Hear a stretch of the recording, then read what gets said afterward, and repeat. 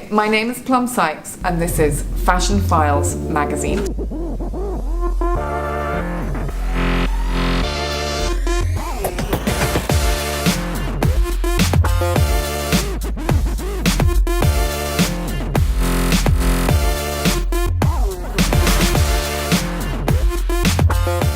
So basically, it's a book set in Oxford University in 1985. And it's very much like a college murder mystery. And we have two main characters, Ursula, who is English, British, and Nancy Feingold, who's come over from America for her junior year abroad.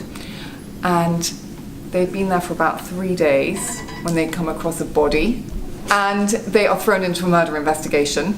But this being a Plum Sykes book, there's a lot of ball gowns, pink champagne, boys along the way to finding out who did it. So it's a kind of murder mystery meets Clueless. I absolutely adore Agatha Christie, and Clueless is one of my favourite movies. But it's definitely, it's not Scandi noir, it's not dark. It's someone today described it to me as a frothy crime caper.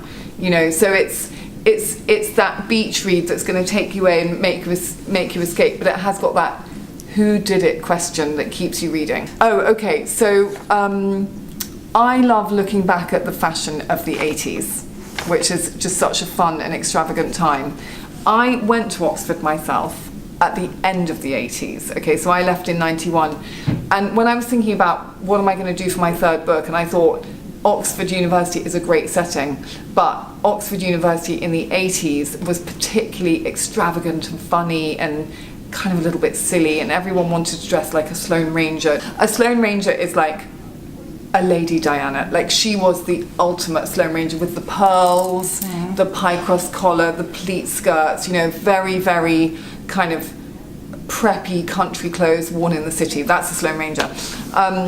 And everyone made a lot of fun of the Sloane Rangers because they were such a sort of clique.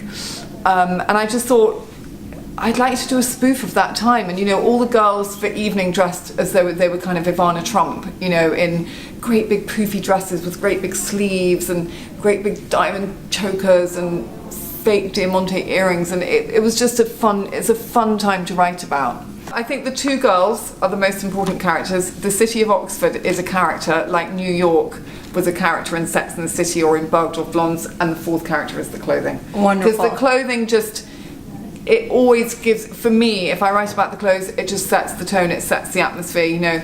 Ursula's always wearing her little mini kilt and her sweater and her beret, and Nancy, who's the American, is in like a Bloomingdale's ball gown, and roller skates. And it just tells you who those people are so quickly without having to go into too much explanation. I did, because obviously I was a teenager in the 80s in England. I was not a teenager in America, and I didn't come to America until I was about 18 or 19. I had no idea what anyone wore here because there was no internet. I didn't get American Vogue. Like, you couldn't really buy American Vogue in England at the time. So funny enough, when I went back and looked at what did an American teenager wear at that time versus an English teenager, the American college kids wore sweatpants, baggy sweatshirts, stonewashed jeans, high top sneakers, and we were wearing kind of either like little tweed mini skirts and pixie boots, or like a very Chelsea girl Kings Road uniform, like all black, slightly gothic, with slightly Madonna with the cut off gloves and all of that.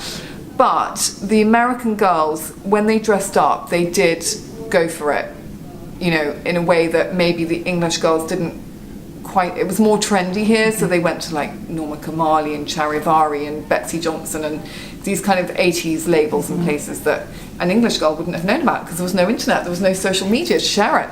Well, basically Instagram, and story. They love story.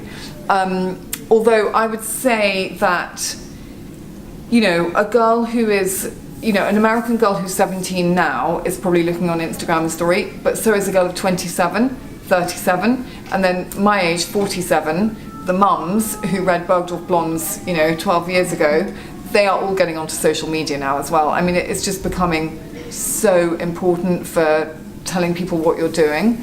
But I think yeah, a young girl, you've got to speak to them on their phone. It's by phone. It's like, hi, because actually it's going to be a series, and the next one will be delivered in probably 2 years. So because my children are getting older, so they need lots of time from me in different ways, but it's not quite as intense. I mean, they can go to the bathroom on their own.